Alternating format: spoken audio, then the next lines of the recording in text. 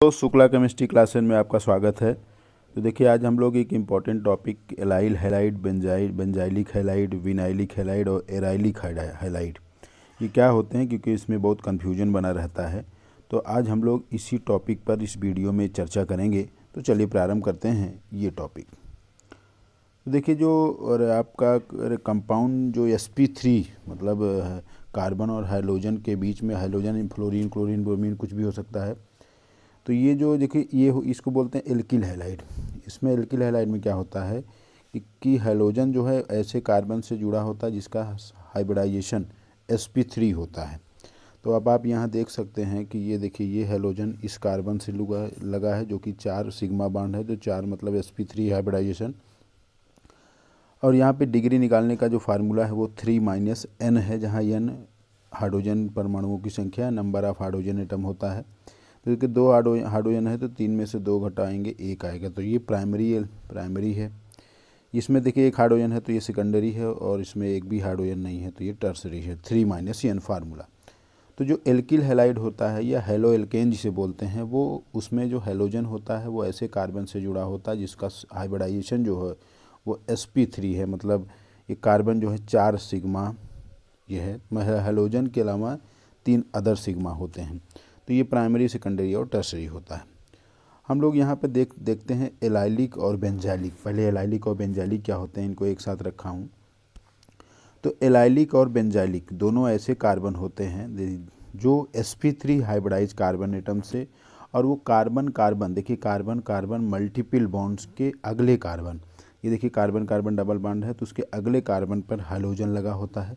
मतलब एलाइलिक और बेंजाइलिक में कार्बन पर जो हैलोजन लगता है वो ऐसे कार्बन होते हैं जो sp3 हाइब्रिडाइज कार्बन होते हैं। तो आप देख सकते हो यहाँ पे जो कार्बन है, यहाँ पे देखिए 2 हाइड्रोजन लगा है, तो 1 सिग्मा इधर, 2 हाइड्रोजन ये और 1 सी, तो ये sp3 हाइब्रिडाइज कार्बन है। यहाँ पे भी देखिए तो ये नेक्स्ट कार्बन, ये भी sp3 हाइब्रिडाइज कार्बन है। बेंजाइलिक की बात करें तो बेंजाइलिक मतलब बेंजीन में एक CH2 अगर सेपरेट हो जाए तो उसके बाद जो हैलोजन देखिए, ये इस कार्बन का भी हाइब्रिडाइजेशन sp3 है। तो एलाइलिक और बेंजाइलिक जो होते हैं ऐसे हैलाइड्स होते हैं, ऐसे कंपाउंड होते हैं जिसमें halogen atom sp3 hybridise carbon से अटैच होता है, जो कि कार्बन कार्बन डबल बॉन्ड का नेक्स्ट बॉन्ड होता है। आप देख सकते हैं ये कार्बन कार्बन डबल बॉन्ड है, ये कार्बन कार्बन डबल बॉन्ड है, उसके नेक्स्ट कार्बन पर ये हैलोजन है जो कि sp3 हाइब्रिडाइज कार्बन से अटैच है। तो एलाइलिक और बेंजाइलिक को एक साथ लिया हूँ क्योंकि एलाइलिक और बेंजाइलिक हैलाइड ऐसे कंपाउंड होते हैं जिसमें कार्बन, जिसमें जो हैलोजन लगा है वो sp3, देखिए यहाँ अगर आप देखिए तो 1 2 3 4 सिग्मा बॉन्ड है तो sp3 हाइब्रिडाइजेशन, और यहाँ पे आप देख सकते हैं यहाँ भी sp3 हाइब्रिडाइज। तो एलाइलिक हैलाइड और बेंजाइलिक हैलाइड ये sp3 हाइब्रिडाइज कार्बन से जुड़े होते हैं। इसीलिए जब हैलोजन यहाँ पे निकलता है, तो ये जब यहाँ हैलोजन निकलेगा तो यहाँ जो कार्बोकेटायन बनता है वो स्टेबल बनता है, क्योंकि यहाँ पाई है और ये पाई पी कंजुगेशन के कारण ये स्टेबल होता है। इसीलिए यहाँ पर न्यूक्लियोफिलिक सब्स्टिट्यूशन एलाइलिक और बेंजाइलिक हैलाइड में विनाइलिक और एराइलिक से ज़्यादा अच्छा होता है, क्योंकि यहाँ पे जो हैलोजन लगे हुए हैं sp3 से, जब वो निकलते हैं तो यहाँ स्टेबल कार्बोकेटायन बनता है, और स्टेबल कार्बोकेटायन बनता है तो यहाँ ऐसा रिएक्शन फिजिबल होता है एलाइलिक और बेंजाइलिक हैलाइड में। नेक्स्ट ऐसे कार्बन जिसमें हैलोजन जो है sp2 से लगा हुआ है, ये आपने देखा, ये एलाइलिक और जो बेंजाइलिक है या एल्किल हैलाइड है, ये ऐसे कार्बन है जो कि sp3 हाइब्रिडाइज कार्बन से जुड़े हुए हैं, जिसमें एल्किल भी आता है, एलाइल भी आता है, एलाइलिक भी आता है और बेंजाइलिक भी आता है। देखिए बी पार्ट है कि बी पार्ट में ऐसे कंपाउंड जिसमें CX मतलब हैलोजन एटम ऐसे कार्बन से जुड़े हैं जो sp2 हाइब्रिडाइज कार्बन होता है।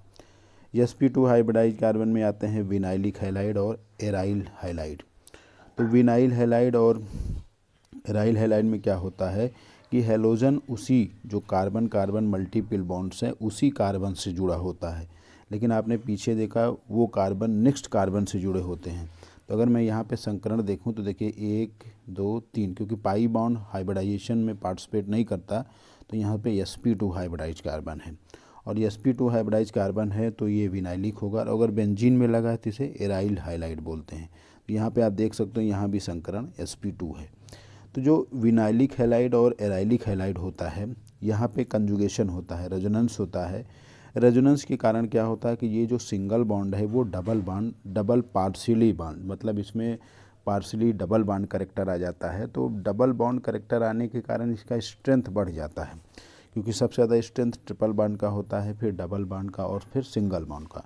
तो रेजोनेंस में क्या होता है, डबल बॉन्ड सिंगल में, सिंगल डबल में। तो यहाँ सिंगल है तो ये डबल में कन्वर्ट हो जाता है, तो यह बॉन्ड का जो स्ट्रेंथ है वो बहुत स्ट्रांग हो जाता है। तो यहाँ पर nucleophilic substitution reaction vinylic halide और एराइल हैलाइड में फिजिबल नहीं होता है। मतलब अगर एलाइल हैलाइड और बेंजाइल हैलाइड में एसन रिएक्शन बहुत अच्छे से होता है, लेकिन विनाइलिक हैलाइड और एरिल हैलाइड में एसन मतलब न्यूक्लियोफिलिक सब्स्टिट्यूशन रिएक्शन आसानी से नहीं हो पाते हैं। तो आप लोगों ने देख लिया कि एलाइल हैलाइड जो कि sp3, बेंजाइल हैलाइड sp3, तो यहाँ पे nucleophilic substitution SN1 SN2 possible होता है। लेकिन विनाइलिक हैलाइड और एरिल हैलाइड में जो कि हाइलोजन जो है वो आप CC डबल बॉन्ड से जुड़ा है, जो कि प्रॉपर रेजोनेंस में है। तो resonance due to the presence of resonance ये इसमें some partially double bond character आ जाता है, जिसके कारण स्ट्रेंथ जो है वो मजबूत हो जाता है, बॉन्ड और स्ट्रॉन्ग हो जाता है। तो विनाइल हैलाइड और एराइल हैलाइड में एसन रिएक्शन फिजिबल नहीं होता है। देखिए यहाँ पे दिया हुआ है एराइल हैलाइड और ये विनाइल हैलाइड है। तो halogen attempt to carbon is sp2 hybridize, तो sp2 हाइब्रिडाइज कार्बन से जुड़े होते हैं। यहाँ बॉन्ड क्या होता है, शॉर्टर होता है लेकिन स्ट्रॉन्ग हो जाता है। आप जानते हो कि डबल बॉन्ड होगा तो वो शॉर्ट हो जाएगा लेकिन स्ट्रॉन्ग वो हो जाता है, स्ट्रेंथ बढ़ जाता है। तो because of partially double bond character due to delocalization of electron, मतलब कंजुगेशन के कारण हैलोजन का जो इलेक्ट्रॉन है वो डीलोकलाइजेशन होता है, तो सिंगल डबल में कन्वर्ट हो जाता है, जिससे बॉन्ड स्ट्रांग होता है। इसलिए यहाँ पे न्यूक्लियोफिलिक सब्स्टिट्यूशन रिएक्शन फिजिबल नहीं होता है। तो अब आप देख सकते हैं कि बेंजिल हैलाइड में SN1 भी पाया जाता है, SN2 भी पाया जाता है, E2 भी पाया जाता है। एलाइल में SN भी पाया जाता है, SN2 भी पाया जाता है, E2 भी पाया जाता है। लेकिन जो विनाइल और एराइल जो कि हमने आपको रीजन बताया, उसमें देखिए SN1, SN2, E2 तो पाया जाता है, लेकिन SN1 SN2 नहीं पाए जाते हैं। एलाइल हैलाइड में भी SN1 SN2 नहीं पाए जाते हैं, लेकिन E2 पाया जाता है। तो E2 सभी में पाए जाते हैं, मतलब एलिमिनेशन रिएक्शन सेकंड ऑर्डर। लेकिन SN1 SN2 रिएक्शन बेंजिल में और एलाइल में तो पाए जाते हैं, लेकिन विनाइल और एराइल में ये उतना नहीं पाया जाता, मतलब फिजिबल नहीं होते हैं। तो ये देखिए कट गया। तो आज हम लोगों ने इस वीडियो में पढ़ा कि allyl, benzyl, vinyl, aryl halide क्या होते हैं और इनकी रिएक्टिविटी न्यूक्लियोफिलिक सब्स्टिट्यूशन के प्रति क्या होती है, एलिमिनेशन के प्रति क्या होती है। तो शुक्ला केमिस्ट्री क्लासेस को लाइक कीजिए और सब्सक्राइब कीजिए। धन्यवाद।